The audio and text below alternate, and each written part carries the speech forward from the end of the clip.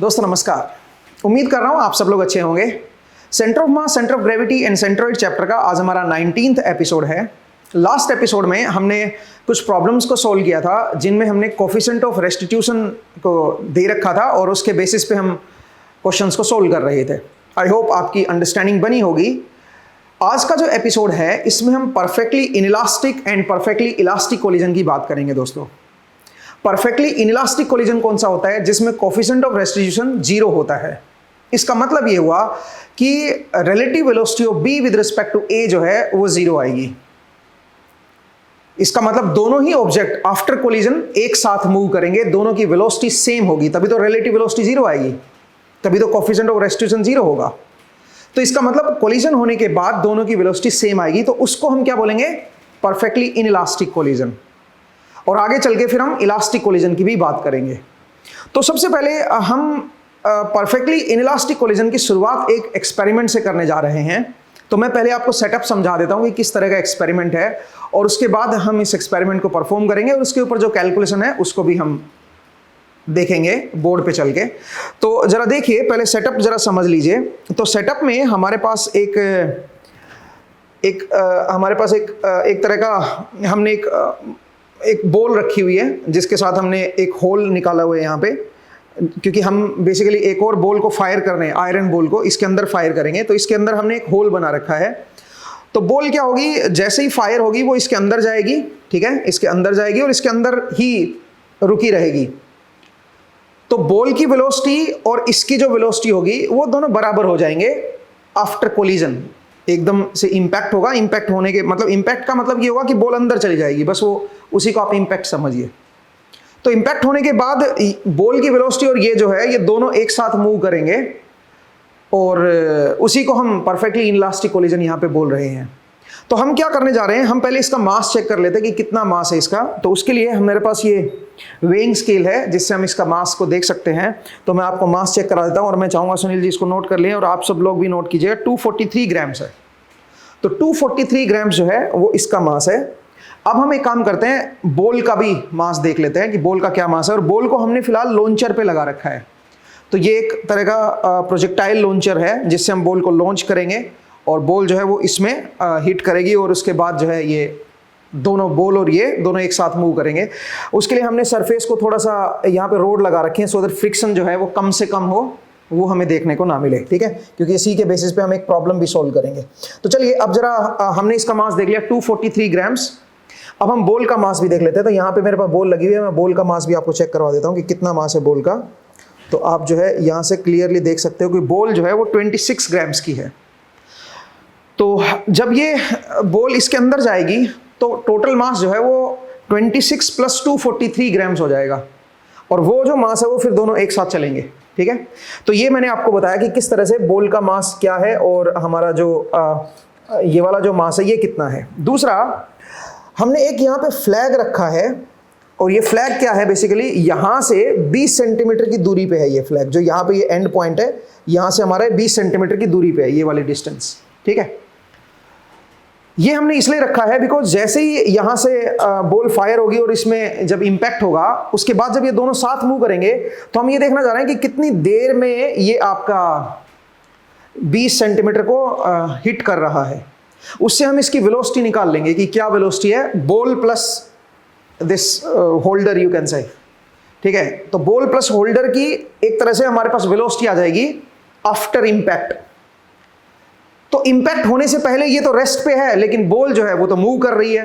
तो momentum conserve करके हम बॉल की वेलोसिटी जो है वो भी कैलकुलेट कर सकते हैं कि जो आयरन बॉल होगी वो किस वेलोसिटी से यहाँ पे इसके अंदर आई है, किस वेलोसिटी से वो टकराई है, उसको भी हम यहाँ पे कैलकुलेट कर सकते हैं दोस्तों।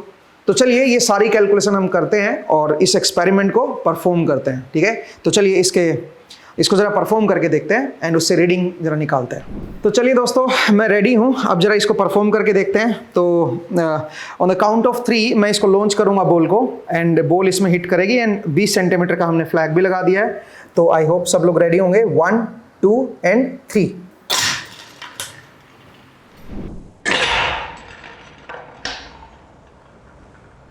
तो आपने देखा कि यहाँ पे बॉल इसके अंदर ही है, ठीक है। बॉल इसके अंदर ही रह गई है, तो इसका मतलब बॉल की वेलोसिटी और इस ब्लॉक की जो वेलोसिटी है वो दोनों सेम है, रिलेटिव वेलोसिटी इनके बीच जीरो हो गई है। इसका मतलब यहाँ पे जो कोलिजन है वो परफेक्टली इनइलास्टिक कोलिजन है। तो अब चलिए इसकी जो कैलकुलेशन है उसको जरा परफॉर्म करके देखते हैं एंड इससे जो रिजल्ट है वो जरा निकाल के देखते हैं, और बॉल की जो वेलोसिटी है वो भी कैलकुलेट करते हैं कि इम्पैक्ट होने से पहले बॉल की क्या वेलोसिटी थी। तो इसके कैलकुलेशन पार्ट में मिलते हैं। तो दोस्तों आपने एक्सपेरिमेंट देखा, अब इसकी कैलकुलेशन जरा कर लेते हैं और जो हमारे पास बुलेट की जो स्पीड है उसको जरा कैलकुलेट करके देखते हैं।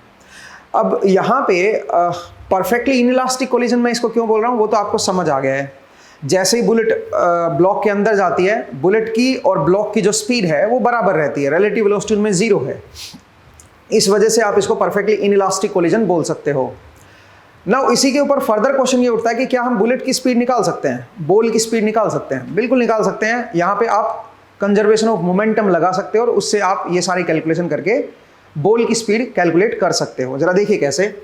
सिचुएशन कुछ इस तरह की है कि हमारे पास एक प्लेटफॉर्म है और उस प्लेटफॉर्म के ऊपर हमने एक ब्लॉक को रखा हुआ है इस तरह का, ठीक है। और इसका जो मास है, अगर आप टोटल मास देखोगे तो आई थिंक 243 ग्राम्स का मास था। ये हम ऑलरेडी चेक कर चुके हैं, मेरे ख्याल से 243 हमने मेजर किया था। सुनील जी मुझे कंफर्म करेंगे। दूसरा जो बॉल आ रही थी उसका मास हमारे पास था 26 ग्राम्स, ऐसे कुछ था। तो बॉल जैसे यहाँ पे टकराई है इससे, जैसे यहाँ पे बॉल पहुंची है, उसके बाद कुछ इसका इम्पैक्ट टाइम हुआ है, कुछ देर के लिए इनमें इम्पैक्ट हुआ है। ड्यूरिंग दैट टाइम यहाँ पे जो वेलोसिटी है वो इसकी इंक्रीज होना स्टार्ट हुई है, जीरो से बॉल प्लस ब्लॉक की वेलोसिटी इंक्रीज होना स्टार्ट हुई है।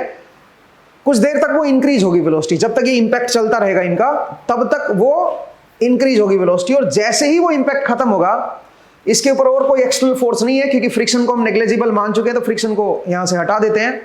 तो उसके बाद एक तरह से इसका मोशन हो जाएगा बिना किसी फोर्स के। इसका मतलब इसकी जो वेलोसिटी हो जाएगी वो कांस्टेंट हो जाएगी। अब हमने ये देखा कि जो इम्पैक्ट टाइम है, मतलब जब ये बॉल इसके अंदर जाती है और अंदर जाने से लेके और कुछ ये मूवमेंट इसका होने तक जो टाइम लगा है वो आप यहाँ पे क्लियरली फ्रेम बाय फ्रेम देख सकते हो कि जैसे ही बॉल इसके अंदर गई है और उसके बाद अगली फ्रेम में ये थोड़ा सा टिल्ट हुआ है, हल्का सा। नेक्स्ट फ्रेम में आप अगर देखते हो तो हल्का सा टिल्ट हुआ है, नीचे की तरफ गया है पूरा ब्लॉक, और उसके बाद वापस ऊपर उठा और फिर से थोड़ा सा आगे चलना शुरू हुआ है। तो अगर मैं इम्पैक्ट टाइम को 0.066 ले लूं, क्योंकि हमने यहां पे टाइमर लगा रखा है, मतलब 66 मिली सेकेंड का अगर मैं इम्पैक्ट टाइम ले लूं, तो ड्यूरिंग दिस इम्पैक्ट टाइम आपका इसकी वेलोसिटी जीरो से कुछ जो इसकी जो फाइनल वेलोसिटी है वहां तक ये इंक्रीज हुआ है। इंपैक्ट इतनी देर तक चलता रहेगा और इसके बाद इंपैक्ट गायब हो गया, इसके बाद कोई एक्सटर्नल फोर्स नहीं है, तो वेलोसिटी अब क्या हो जाएगी? कांस्टेंट। और ड्यूरिंग दिस टाइम ये कुछ डिस्टेंस ट्रेवल भी किया है। कितना डिस्टेंस ट्रेवल किया है ये अगर आप इस ब्लॉक को देखोगे तो हमने स्केल पे इसको थोड़ा सा मेजर करने की कोशिश की, हालांकि उसमें एरर ऑलवेज रहेगा, ठीक है।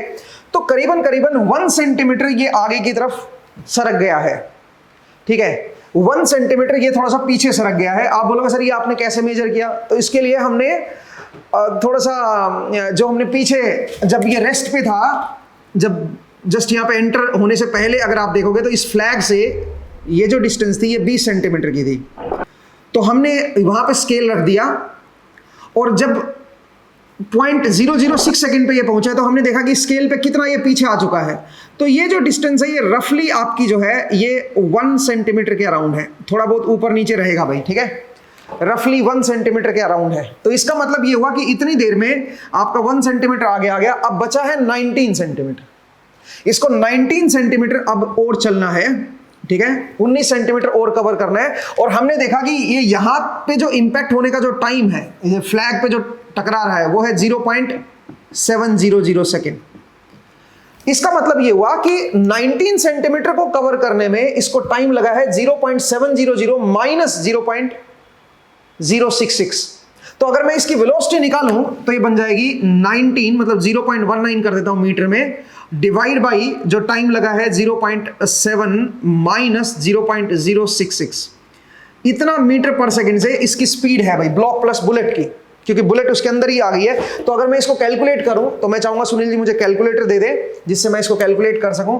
तो बन जाएगा 0.19 डिवाइड बाई, इसमें से अगर मैं माइनस करूंगा तो ये थैंक यू, तो जरा देखिए दोस्तों मैं इसको सीधा सीधा कैलकुलेट कर लेता हूं। 0.19 डिवाइड बाई 0.7 माइनस 0.066, तो ये जो वैल्यू निकल के आ रही है ये है पूरी 3, एग्जैक्टली 3 आया है ये, ठीक है।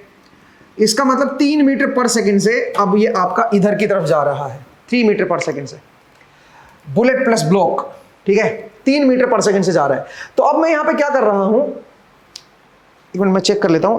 3 आया है, माफ कीजिएगा 0.3 आया है, एग्जैक्टली 0.3 आया है, ठीक है।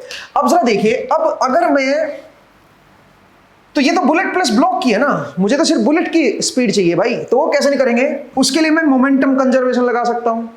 इंपैक्ट होने से जस्ट पहले और इंपैक्ट होने के जस्ट बाद, जो इंपैक्ट वाला फोर्स है वो तो इंटरनल फोर्स हो गया, बुलेट प्लस ब्लॉक को मैं एक सिस्टम मान लेता हूं, तो उनके बीच में जो भी आपस में फोर्सेस लगेंगे वो तो इंटरनल फोर्स हो गए। तो अगर मैं यहां पे मोमेंटम कंजर्व करूं तो मैं कह सकता हूं कि जो टोटल मास है 243 प्लस 26, ये मेरा टोटल मास है, और ग्राम में है तो इसको मैं 1000 से डिवाइड करता हूं, किलोग्राम में हो गया, इनटू 0.3, ये इसका फाइनल मोमेंटम है भाई, ब्लॉक प्लस बुलेट का फाइनल मोमेंटम है। और इनिशियल मोमेंटम क्या है बताओ जरा।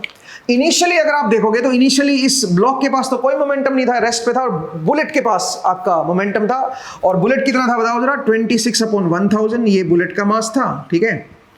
और इनटू बुलेट की स्पीड को मैं v भी लिख देता हूं, और बुलेट की स्पीड भी इस तरफ थी और ब्लॉक प्लस बुलेट की स्पीड भी इसी तरफ है, तो डायरेक्शन से डायरेक्शन हट जाएगी, तो अल्टीमेटली हमारे पास बुलेट की स्पीड आ जाएगी। तो 1000 मेरा यहां से कैंसिल हो गया, जो बुलेट की स्पीड आएगी वो कितनी आएगी वो जरा मैं निकाल लेता हूं, वो आएगी 243 प्लस 26, ठीक है, इनटू 0.3, और इसको डिवाइड कर देता हूं 26 से, so it comes out to be 3.10 metre per second. अब ये जो स्पीड आई है बुलेट की, एक्चुअल में इससे ज्यादा तेज ही होगी बुलेट। आप बोलोगे सर एक्चुअल में क्यों ज्यादा तेज होगी, क्योंकि जो आपने यहां पे 0.3 मीटर पर सेकेंड जो निकाली है इसकी स्पीड, इस ब्लॉक प्लस बुलेट की जो स्पीड निकाली है आपने निकाली है 0.3 मीटर पर सेकेंड, एक्चुअल में इससे ज्यादा है स्पीड। आप बोलोगे क्यों ज्यादा है सर, देखो 2-3 जगह एनर्जी लॉस हो रही है। एक तो फ्रिक्शन में, क्योंकि फ्रिक्शन यहाँ पे नेग्लिजिबल है बट जीरो नहीं है, ठीक है, तो इसका मतलब है फ्रिक्शन भी तो थोड़ा बहुत अपनी एनर्जी कंज्यूम कर गया ना, अगर वो ना करता तो स्पीड थोड़ी और ज्यादा आती, ठीक है, यहाँ पे 0.3 से ज्यादा आती स्पीड। दूसरी बात, अगर आपने देखा हो कि जैसे हमने फ्रेम बाय फ्रेम आपको दिखाया था, जैसे बुलेट इसमें एंटर की है, ये ब्लॉक थोड़ा सा टिल्ट हुआ है, वहां पे भी कुछ एनर्जी कंज्यूम हुई है दोस्तों, ठीक है, वहां पे भी कुछ ना कुछ एनर्जी यहां पे कंज्यूम हुई है। तो अल्टीमेटली जो ये स्पीड है ये असल में 0.30 से थोड़ी सी ज्यादा ही होगी, 0.31 हो सकती है, 0.32 हो सकती है, थोड़ी ज्यादा होगी। उससे ये जो स्पीड आएगी, बुलेट की जो स्पीड आएगी, ये तो ब्लॉक की स्पीड थी ना, ब्लॉक प्लस बुलेट की, ये जो स्पीड आएगी ये भी आपकी ज्यादा होगी। मतलब रफली अगर मैं बुलेट की स्पीड बताऊं, थोड़ा सा अगर मैं एक गेस करूं, तो मेरे को लगता है 4 मीटर पर सेकंड से तो कम होगी, मतलब 3.5 या 3.6 मीटर पर सेकंड के अराउंड होनी चाहिए। आप बोलोगे सर इसको अगर बिल्कुल एग्जैक्टली मुझे बुलेट की स्पीड निकालनी होती तो कैसे निकालते? उसके लिए हम बैलिस्टिक पेंडुलम का इस्तेमाल करते हैं। अब ये बैलिस्टिक पेंडुलम क्या चीज है, ये बैलिस्टिक पेंडुलम क्या होता है? उसमें क्या होता है कि एक पेंडुलम होता है, ठीक है, मैं सोचिए मैं कोई पेंडुलम लेता है, इस ब्लॉक को ऐसे ट्रैक पे ना रख के, मतलब जो ये वुडन ब्लॉक था इसको अगर मैं एक पेंडुलम की फॉर्म में रखता है ऐसे, ठीक है, और फिर अगर मैं बुलेट को फायर करता, उससे मैं क्या करता, ये मेरे पास लेंथ थी L, और ये बुलेट फायर होगी तो ऊपर की तरफ जाएगा, और ये सोचिए यहां पे आ गया बुलेट प्लस ब्लॉक, ठीक है, बुलेट प्लस ब्लॉक यहां पे आ गया, कुछ एंगल थीटा ये आपका रोटेट हुआ है सोचिए। तो अब हम क्या करेंगे, अब हम यहां पे एनर्जी कंजर्वेशन भी लगाएंगे, ठीक है, और मोमेंटम कंजर्वेशन भी लगाएंगे, दोनों लगा के हम निकाल सकते हैं कि बुलेट की जो स्पीड आएगी वो क्या आएगी, ये हम कैलकुलेट कर सकते हैं। और इसमें फ्रिक्शन का भी कोई रोल प्ले नहीं होगा, तो यहां पे ज्यादा एक्यूरेट अपने को मिलेगी क्योंकि यहां पे कोई फ्रिक्शन नहीं है। फिर आप बोलोगे सर आपने यही क्यों नहीं किया फिर, क्योंकि मैं आपको इनइलास्टिक कोलिजन दिखाना चाह रहा था। इनइलास्टिक कोलिजन यहां पे आप क्लियरली देख सकते हो, हालांकि यहां पे भी इनइलास्टिक कोलिजन ही है, जब कोलिजन होगा तो इनइलास्टिक ही होगा, बुलेट जो है इसके अंदर फंस जाएगी। तो इसको भी जरा हम परफॉर्म करेंगे, बट आज के एपिसोड में नहीं, आज जो है ना इसी के ऊपर हमने यही एक्सपेरिमेंट करते हैं। अगले जो एपिसोड आएगा उस एपिसोड में मैं आपको बैलिस्टिक पेंडुलम से कैलकुलेट करके देखूंगा कि भाई इससे क्या निकल के आ रहा है। मेरा एक गेस है कि भाई 3.10 से ज्यादा ही आनी चाहिए स्पीड, ठीक है, बुलेट की। तो चलिए वो भी जरा देखेंगे अगले एपिसोड में, बट पहले आप इसको समझिए कि मैं इसको क्यों इनइलास्टिक कोलिजन बोल रहा हूं और इस प्रॉब्लम को हम सोल्व कैसे करेंगे, ठीक है। मोमेंटम हमेशा कंजर्व रहेगा, याद रखिएगा, जब भी कोई एक्सटर्नल फोर्स नहीं है तो आप मोमेंटम को कंजर्व कर सकते हो, ठीक है। तो दोस्तों आई होप आपको ये समझ आया। तो अब एक कदम और आगे बढ़ते हैं और अब हम बात करेंगे इलास्टिक कोलिजन की। इनइलास्टिक कोलिजन आपको समझ आ गया कि कैसे होता है। तो चलिए दोस्तों एक कदम और आगे बढ़ते हैं और अब हम बात करेंगे परफेक्टली इलास्टिक कोलिजन की। ये जो परफेक्टली इलास्टिक कोलिजन है ये रियल वर्ल्ड में अचीव नहीं किया जा सकता, ठीक है। अब ये कैसे होता है जरा देखते हैं। परफेक्टली इलास्टिक कोलिजन क्या होता है उसको जरा समझते हैं। परफेक्टली इलास्टिक कोलिजन,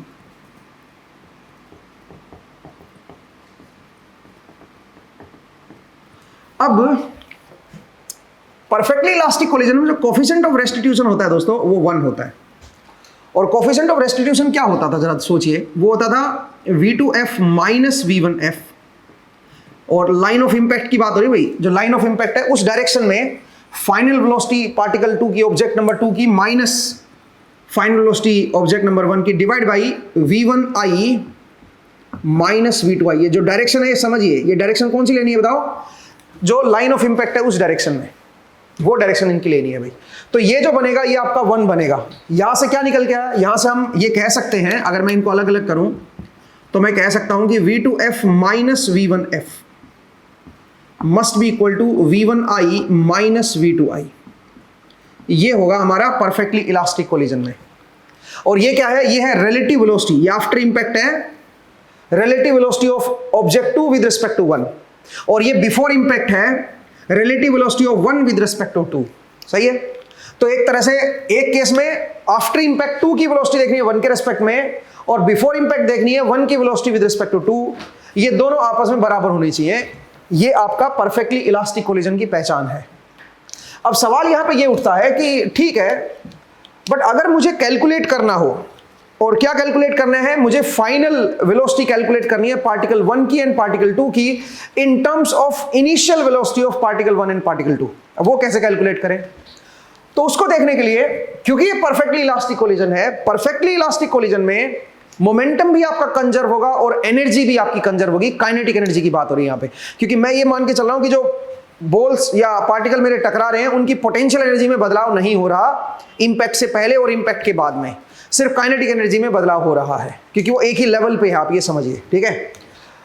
तो यहां पे अगर मैं मोमेंटम कंजर्वेशन की इक्वेशन लगाऊं तो मैं कह सकता हूं कि बिफोर कोलिजन आपका जो बनेगा वो बनेगा M1 V1I plus M2 V2I, और आफ्टर कोलिजन जो बनेगा वो बनेगा M1 V1F plus M2 V2F। तो आप देख सकते हो कि मैंने after collision and before collision momentum को लिखा है और ये बराबर है दोनों, ठीक है। अब आइए एनर्जी की बात करते हैं। वैसे इसको थोड़ा सिंप्लीफाई भी कर सकते हो, आप ये भी लिख सकते हो M1 into V1I minus V1F is equal to M2 into V2F minus V2I, ठीक है जी। ये आपका जो है, आप इस तरह से इस एक्सप्रेशन को लिख सकते हो। तो ये तो था मोमेंटम कंजर्वेशन का। मोमेंटम कंजर्वेशन तो हमेशा ही होगा, चाहे कोलिजन आपका इलास्टिक हो चाहे इनइलास्टिक हो, ठीक है। अब बात करते हैं एनर्जी कंजर्वेशन की। तो एनर्जी कंजर्वेशन क्या होगी दोस्तों, वो होगी 1/2 M1 into V1I square plus 1/2 M2 into V2I square. ये मेरी इनिशियल एनर्जी है बिफोर इंपैक्ट, और 1/2 M2 into V2F square plus 1/2 M2 into V1F square. तो ये मेरे पास काइनेटिक एनर्जी आएगी आफ्टर इंपैक्ट। अब अगर मैं इसको सिंप्लीफाई करूं तो मैं 2 तो हटा देता हूं भाई, 1/2 तो सब कुछ हटा ही देता हूं क्योंकि ये तो हर तरफ सेम ही है। अब जरा देखिए, अगर मैं M1 वाली टर्म को इधर लेके आऊं अगर ये m1 वाली टर्म को इधर लेके आऊं तो क्या बनेगा बताओ, ये बनेगा m1 into v1i minus v1f square, और बराबर की इधर आ जाएगा m2 into v2f square minus v2i square, ये बराबर की इधर हो जाएगा। सही है। अब अगर फर्दर इसको मैं सिंप्लीफाई करूं तो मैं क्या बोलूंगा बताओ, यहां पे a square minus b square है तो मैं इसको ऐसे लिख सकता हूं m1 into v1i minus v1f, v1i plus v1f, ठीक है। और इधर क्या हो जाएगा, इधर हो जाएगा m2 into v2f minus v2i, v2f plus v2i, ये आपका यहां पे बन जाएगा। इस तरह से आप लिख सकते हो भाई। अब जरा सोचिए, ये वाला जो रिलेशन है, ये और ये, अगर एक काम करते हैं, ये मेरी इक्वेशन नंबर 2 है और ये मान लीजिए मेरी इक्वेशन नंबर 1 है, तो अगर मैं 2 को 1 से डिवाइड कर दूं तो क्या बन जाएगा मेरे पास, अगर मैं 2 को 1 से डिवाइड कर दूंगा तो ये इधर से ये कट जाएगा और इधर से आपका ये वाला कट जाएगा m2 के साथ, है ना। तो आपके पास बनेगा v1i plus v1f is equal to v2i plus v2f। आप इस तरह से लिख सकते हो दोस्तों, ठीक है। और यहां से अगर आप रिलेशन निकालोगे तो अल्टीमेटली यही रिलेशन निकल के आएगी, आप चेक करके देख सकते हो, ठीक है। तो आप यहां से प्रूव भी कर सकते हो कि ये चीज कैसे आई है, ठीक है। अब अगला सवाल यहां पे ये है कि अगर मुझे v1f निकालनी हो in terms of v1i and v2i, तो ये कैसे हम लोग निकालेंगे भाई, इसको हम कैसे कैलकुलेट करेंगे। तो उसके लिए एक काम करते हैं, एक ये रिलेशन जो हमारे पास आई है, इसको बोल दो या इसको बोल दो, इसमें डायरेक्शन आप हटा सकते हो ना, सारे एक ही डायरेक्शन में है भाई, ठीक है। जो लाइन ऑफ इंपैक्ट है उसी डायरेक्शन में है सारी की सारी वेलोसिटीज, तो वो डायरेक्शन आप हटा सकते हो, अल्टीमेटली आप ये रिलेशन बोल सकते हो। तो ये रिलेशन और ये रिलेशन, इसका मैं सहारा लेके और v1f की वैल्यू को v1i एंड v2i की टर्म्स में निकालता हूं। कैसे निकालेंगे जरा देखिए, मुझे ये निकालना है तो एक काम करते हैं, इसको रिप्लेस कर देते हैं। तो कैसे रिप्लेस करेंगे, अगर मैं इसको लिखूंगा तो ये बन जाएगा m1 v1i plus m2 v2i, और मैं यहां पे एरो नहीं लगा रहा हूं भाई क्योंकि वो सबकी डायरेक्शन एक ही है, ठीक है। m1 into v1f plus m2 into, अब आप बताइए यहां पे क्या लिखोगे, v2f की जगह पे v2f यहां से निकाल लो भाई, तो वो बन जाएगा v1i plus v1f minus v2i। I hope आपको समझ आया। ये v2f की वैल्यू मैंने निकाल ली, इसको इधर ले आया और वो मैंने यहां पे पुट कर दिया, तो मेरे पास ये रिलेशन आ गया। अब जरा देखिए, v1f को मैं अलग कर लेता हूं, तो अगर मैं v1f को अलग करूंगा तो ये बन जाएगा m1 v1i plus m2 v2i is equal to m1 plus m2 v1f। ये हो गया भाई v1f। अच्छा, प्लस क्या बनेगा, m2 into v1i minus m2 into v2i, इस तरह का हो जाएगा भाई। अब एक काम करते हैं, इसको इधर ले आते हैं और इसको भी इधर ले आते हैं। तो अगर मैं दोनों को इधर लेके आऊंगा तो क्या बन जाएगा बताओ जरा, ये बन जाएगा m1 minus m2 into v1i, ये m2 को इधर ले आओ ना भाई, plus 2m2 into v2i is equal to m1 plus m2 into v1f। एक बार जरा देख लीजिए भाई, सही है। तो यहां से मेरे पास v1f की वैल्यू आ गई है, v1f comes out to be m1 minus m2 divide by m1 plus m2